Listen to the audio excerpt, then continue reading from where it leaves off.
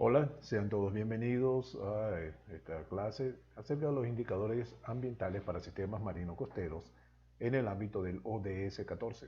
Todo dentro del Diplomado Internacional Educación Futurista para la Alfabetización de Proyectos ODS de la ONU. En esta ocasión vamos a estar conversando acerca de unos elementos que vamos a utilizar para determinar las condiciones ambientales. Para determinar la situación de una condición determinada o para ver su progreso, vamos a utilizar unos elementos denominados indicadores. ¿En qué consisten estos indicadores? Los indicadores son simplemente unas variables.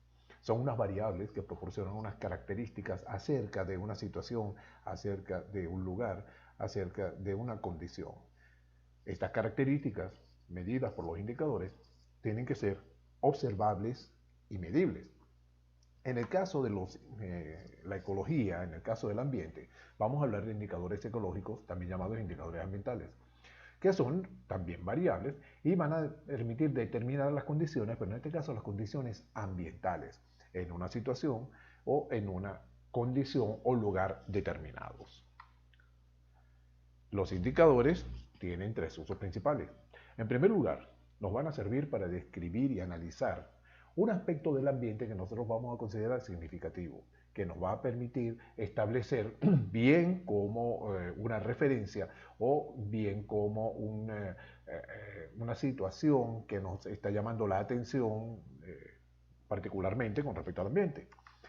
Esto nos lleva entonces a que con los indicadores podemos determinar si los recursos naturales de un lugar o en una situación dada son sustentables y qué relación tienen con las actividades humanas. Es decir, qué efecto están causando las actividades humanas sobre estos recursos naturales y sobre su posterior utilización. Además, los indicadores nos van a dar información que está sustentada con una base científica, no con una base empírica.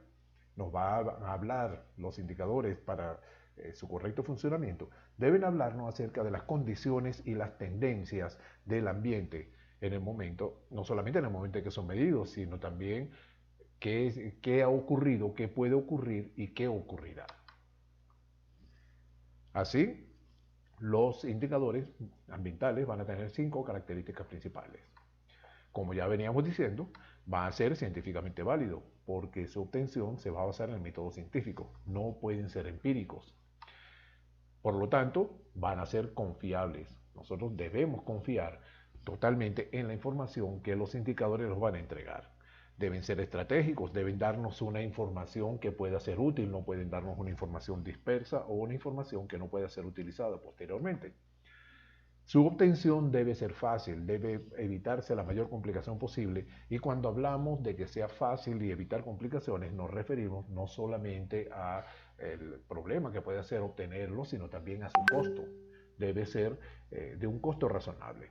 Y también relacionado con su validez científica, debe tener apoyo institucional, de manera que las soluciones que se puedan aportar a los problemas detectados por un indicador ambiental cuenten con un apoyo para su solución o por lo menos su mitigación.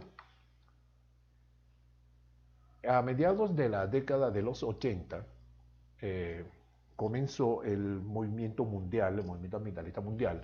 La humanidad comenzó a tomar conciencia del problema ambiental que había en el mundo y entonces comenzaron a tomar medidas acerca de qué estaba ocurriendo para determinar las situaciones. Estos indicadores que surgieron en ese momento son los llamados indicadores de primera generación. Fueron los primeros definidos, como decíamos, aparecen en la década de los 80 y tienen como característica que muestran las condiciones instantáneas. Es decir, podríamos decir que una fotografía de qué es lo que está ocurriendo, de cómo es la situación en el momento en el cual son medidos. Por lo tanto, no explican ni predicen situaciones futuras. Eh, Vamos a ver dos ejemplos de estos indicadores de primera generación. Tenemos en este caso el índice de diversidad de Shannon-Weaver, que nos dice cómo es la diversidad de especies en un momento determinado, en un lugar determinado. ¿Qué pasa con este indicador? Nos va a decir cuánto es la diversidad, si es un índice de 1 o un índice de 5, pero no nos va a decir, no nos va a señalar por qué ese valor de la diversidad tenemos que enlazarlo con otra cantidad de indicadores, indicadores de condiciones ambientales, indicadores de abundancia, etcétera, que en conjunto son los que nos van a permitir ver el panorama y tampoco nos van a permitir predecir qué va a ocurrir en ese momento. Este indicador por sí solo no nos permite predecir qué va a ocurrir en el lugar donde ha sido extraído. Tenemos otro ejemplo acá, a la izquierda, en este caso, un índice de cobertura vegetal. A la izquierda tenemos una cobertura vegetal amplia, a la derecha una cobertura vegetal muy escasa, pero estos indicadores no nos dicen por sí mismos, por sí solos no nos señalan a qué se deben estas causas, por qué uno tiene una cobertura vegetal tan amplia y el otro tiene una cobertura vegetal tan escasa. Tampoco nos dice si esa cobertura vegetal amplia que se observa va a permanecer así en el tiempo o si va a decaer, ni tampoco si la cobertura vegetal escasa se va a recuperar próximamente. A mediados de la década de los 90 surgen los llamados indicadores de segunda generación. Estos indicadores ya consideran a las 4 dimensiones del desarrollo sostenible: dimensión ambiental, dimensión social, dimensión económica y dimensión institucional. Para poder trabajar con estas 4 dimensiones, se desarrollaron los llamados marcos referenciales. Y como característica, estos indicadores se circunscriben a su dimensión. No son transversales para todas las demás, aunque pueden tener relación los de una dimensión con los demás. Ya veremos próximamente qué queremos decir con esto. ¿Qué son los marcos referenciales? El marco referencial principal es el marco referencial llamado PERI. PERI corresponde a que toda actividad humana genera una presión. Esta presión puede causar un impacto y entre ambos van a cambiar el estado del ambiente, lo cual debe motivar respuestas institucionales, individuales, sociales que alivien, que cambien la situación. Esto es lo que significa PERI: presión, estado, respuesta, impacto. De manera que los indicadores PERI, los indicadores del marco referencial PERI, van a estar continuamente interactuando. Los indicadores de presión van a ser todos aquellos que van a describir la actividad humana y los cambios que la actividad humana va a ejercer sobre el ambiente. Supone que la actividad humana va a ejercer 2 tipos de presiones: una presión directa y una presión indirecta. Por ejemplo, si vamos a hablar de la navegación marítima, hay una presión directa cuando hay una descarga de hidrocarburos, cuando hay una descarga del agua de lastre, cuando hay un derrame, y hay una presión indirecta también producto del tráfico continuo de los buques, de la combustión de los combustibles fósiles que se utilizan para su movimiento, etc. Los indicadores de estado son aquellos que van a hablar, van a describir la situación ambiental. Suponen que la situación ambiental, que las presiones van a causar un daño ambiental, van a causar alteraciones, van a causar daños a la salud. Estas descripciones corresponden a los indicadores de estado. Un indicador de estado correspondería a un indicador de primera generación, porque nos va a decir cómo está la situación en el momento en el cual el indicador es medido. Los indicadores de impacto son los que señalan el daño que se le está causando al ambiente como efecto de esta presión. Vamos a hablar entonces de un impacto ambiental sobre los ecosistemas, la salud, el entorno urbano, el entorno humano, el entorno social. Y la respuesta, los indicadores de respuesta, son todos aquellos que van a definir las soluciones que se le deben dar a estas situaciones que están causando las alteraciones en el ambiente. Vamos a ver unos ejemplos para explicar cómo se pueden definir los indicadores bajo el marco PERI. Si nos preguntamos qué está pasando, es porque vamos a definir un indicador de estado. Vamos a verlo con un ejemplo. Detectamos un estado. Las tortugas no están anidando en sus sitios tradicionales. Esta es la situación que está ocurriendo, por lo tanto se trata de un indicador de estado. Como decíamos, los indicadores de estado entonces son equivalentes a los indicadores de primera generación porque nos están diciendo qué está ocurriendo en un momento determinado. Entonces, una vez que hemos determinado el estado, nos preguntamos, ¿por qué está pasando? ¿Por qué las tortugas no están anidando en sus sitios tradicionales? Definimos un indicador de presión al hacernos esta pregunta. Por la construcción de estructuras y actividades ilegales en la playa.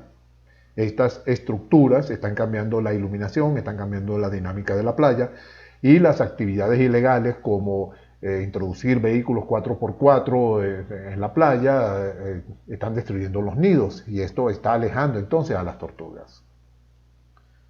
La siguiente pregunta, ¿qué debe hacerse? ¿Qué debe hacerse? Nos se lleva entonces a un indicador de respuesta.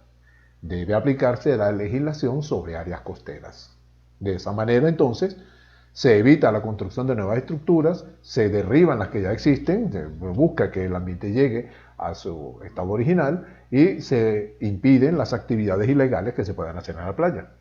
Ahora, otra pregunta que debemos hacernos es, ¿qué ocurrirá si no se hace? ¿Qué pasa si este indicador de respuesta no se cumple? Entonces aquí venimos al indicador de impacto. Lo que va a ocurrir entonces es que, como de hecho está ocurriendo, que la población mundial de tortugas marinas está en vías de extinción. Antes que tenemos entonces construido totalmente un indicador bajo el marco PERI. A partir del indicador de estado, las tortugas no están anidando en sus sitios tradicionales, hemos determinado por qué ocurre, hemos determinado qué debe hacerse y podemos predecir qué va a ocurrir en el caso de no tomar las medidas apropiadas. Vamos a comenzar ahora con un indicador de presión. Hay una captura incidental de tortugas marinas por pesca. Las tortugas marinas quedan enredadas en las redes de pesca, quedan atrapadas en las redes de pesca, especialmente en pesca fantasma, y esto está causando una presión. ¿A qué estado lleva esta presión? A que un deterioro de la población mundial de tortugas marinas. ¿Qué respuesta debe darse? Bueno, debe haber una respuesta a la presión. La colocación de mecanismos liberadores en las redes en pesca industrial. Pero este indicador de respuesta está dirigido hacia la presión. Podemos definir también un indicador de respuesta para el Estado. Como hay un deterioro de la población mundial de tortugas marinas, puede haber una respuesta que sea un programa de protección de los nidos y de los tortuguillos, como el programa Adopta un Tortuguillo, por ejemplo, el programa de protección de nido que se ha realizado en varias playas del mundo. Otro ejemplo de estado. Definimos que hay áreas de mangle deforestadas. Nos preguntamos por qué estas áreas de mangle están deforestadas. Porque hay una tala ilegal, hay una explotación no controlada. El mangle es una madera muy resistente, es una madera muy bonita. Desde hace tiempo está de moda la construcción llamada barro y mangle en las zonas costeras. Y esto entonces está llevando a que haya una deforestación no controlada, una explotación ilegal. Esto va a llevar a un impacto. Que haya áreas de mangle deforestadas nos va a llevar a un impacto, que es la desertificación de las áreas costeras con la pérdida del valor ecológico que va asociado a eso. Porque los mangles tienen un valor ecológico bien definido. Sabemos que los mangles ofrecen protección a las zonas costeras y los mangles además tienen una función de protección de diversas especies de la fauna marina que buscan refugio, especialmente en sus fases juveniles, entre sus raíces, y además el mangle tiene una función de conquistar ecosistemas costeros. Las raíces del mangle rojo van atrapando sedimento, este sedimento se va elevando, detrás viene el mangle negro, sus raíces van compactando ese suelo, detrás ya avanza vegetación terrestre. Entonces el valor ecológico del mangle se va a ir perdiendo como efecto de esta deforestación. ¿Qué respuesta debe darse? Bueno, debe darse una respuesta hacia el impacto, debe darse una respuesta hacia el Estado, como sería la reforestación, y debe darse una respuesta hacia la presión, como sería la aplicación de la Ley Penal del Ambiente.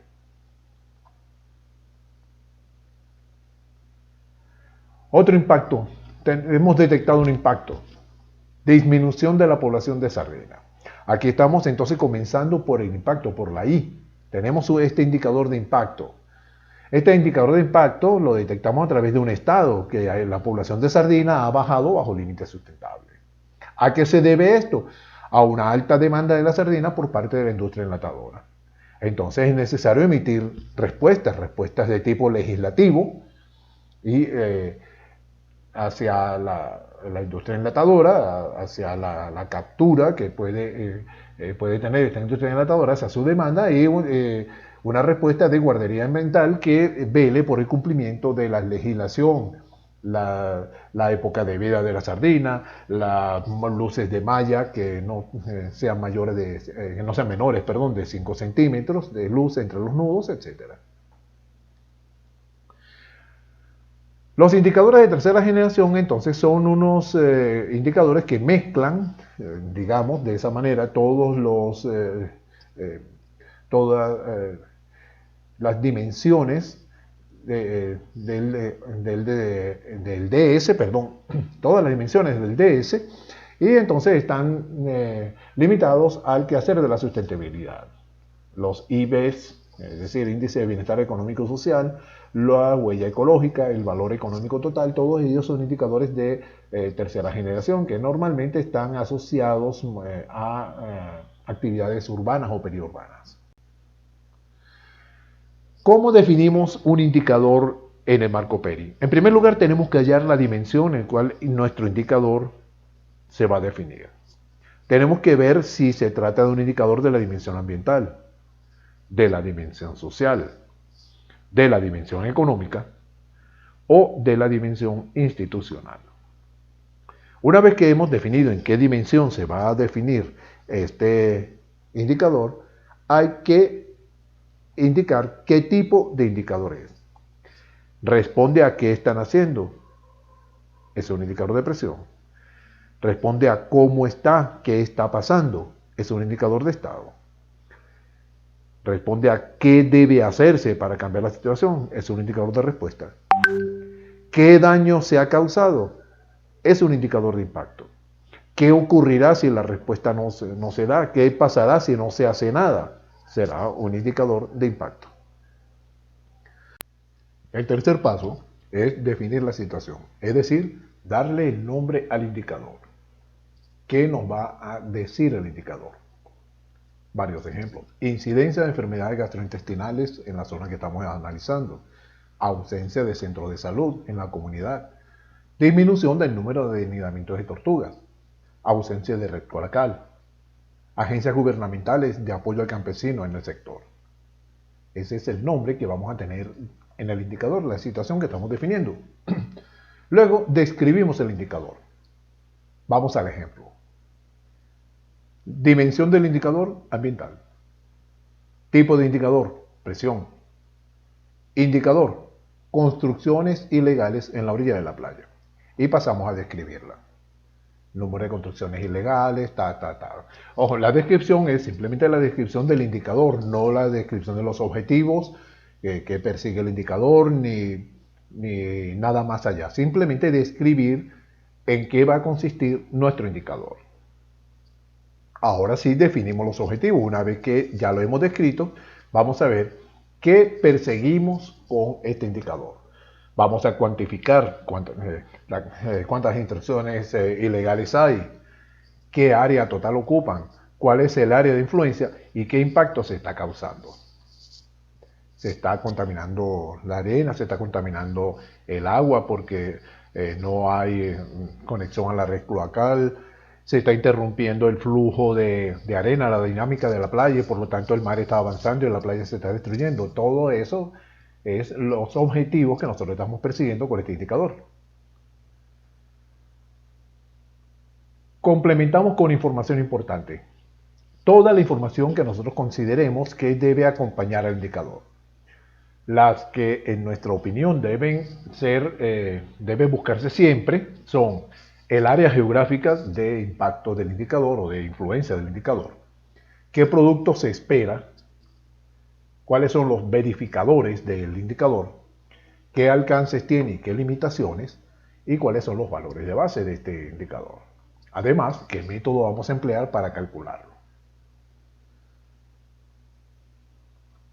Por ejemplo, área geográfica. Se evaluará la playa conocida como Parguito en el municipio de Antolín del Campo, Isla de Margarita. Es importante delimitarlo. Es importante delimitar dónde se va a evaluar este indicador para evitar sobredimensionamientos, como ya veremos posteriormente. El producto esperado es lo que nosotros esperamos del indicador. Una vez que nosotros hayamos levantado la información del indicador, ¿qué esperamos obtener? Un documento sobre la cantidad de construcciones, el área de influencia, los impactos y las recomendaciones que nosotros vamos a hacer, lo cual nos enlazará con otros indicadores de respuesta. ¿Cuáles son los verificadores? Es decir, ¿cómo nosotros vamos a verificar la información de ese indicador? Bueno, vamos a tomar una memoria gráfica, vamos a tomar fotografías, vamos a ir a Google Earth para delimitar el área, vamos a tomar muestras de aguas y de suelo que nos indiquen la contaminación, la dinámica, vamos a ver los informes de la alcaldía, a ver desde cuándo, si ellos tienen permiso o no tienen permiso, es decir, si son legales o son ilegales. Esto es importante entonces, los alcances y las limitaciones. Porque el alcance y las limitaciones nos van a evitar, el área geográfica nos va a evitar sobredimensionar en el espacio el indicador. Los alcances y las limitaciones nos van a permitir delimitar perfectamente qué es lo que esperamos del indicador. Entonces los alcances nos van a decir qué va a señalar el indicador. Vamos a hacer un diagnóstico y podemos hacer proyecciones. Hasta ahí se limita el indicador. ¿Qué limitaciones tiene entonces? No vamos a medir el impacto económico del indicador, no vamos a medir los empleos que genera, no vamos a medir el flujo del turismo, no vamos a medir, nada de eso lo va a medir este indicador. Es importante entonces que se tenga bien claro qué va a medir y qué no va a medir el indicador. ¿Cuáles son los valores de base? Es decir, existe información previa, existe información antes de que estas construcciones se levantaran. Hay estudios de agua, hay análisis de suelo. La alcaldía tiene datos históricos acerca del cambio de uso, de zonificación que se le ha hecho a esta tierra. ¿Y qué método vamos a emplear para calcular el indicador? En este caso, bueno, nos vamos a ir a la observación directa, vamos a ir contando, vamos a ir viendo y vamos a medir las áreas, tanto las áreas intervenidas directamente como las áreas de influencia del indicador.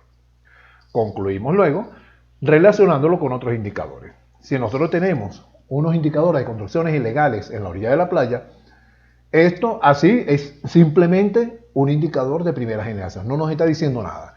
Cuando lo relacionamos con otros indicadores, por ejemplo, contaminación por coliformes fecales, cómo ha cambiado la dinámica de la playa, qué deterioro se ha causado, qué pérdida de nidos de tortugas ha ocurrido a partir de estas construcciones ilegales, entonces ya es cuando ya estamos trazando nuestro...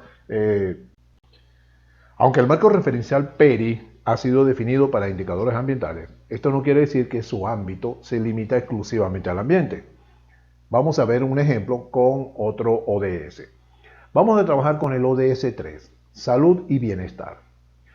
En este ODS hemos detectado en una población un estado. El estado es que hay una alta incidencia de enfermedades gastrointestinales. ¿Por qué? Porque hay una inadecuada disposición de agua potable y manejo de aguas servidas. No hay conexión a la red de cloaca, las aguas negras corren libremente, no hay acceso a un acueducto, no tiene un servicio de agua potable confiable. Esto está causando un impacto. Hay una población con una alta tasa de morbilidad. ¿Qué respuesta debe haber a esto? Bueno, saneamiento, red de cloacas, incorporación a acueductos, etcétera, que contribuyan a disminuir la presión, lo cual disminuirá el impacto, disminuirá el estado. Aquí entonces tenemos el PERI para este ODS. Pero no solamente eso. Pero no se trata solamente de eso. Si nos fijamos bien, vamos a ver cómo este indicador se va a relacionar también con el ODS número 6, agua limpia y saneamiento. De manera entonces que no es solamente en el ambiente donde estos marcos referenciales PERI pueden establecerse.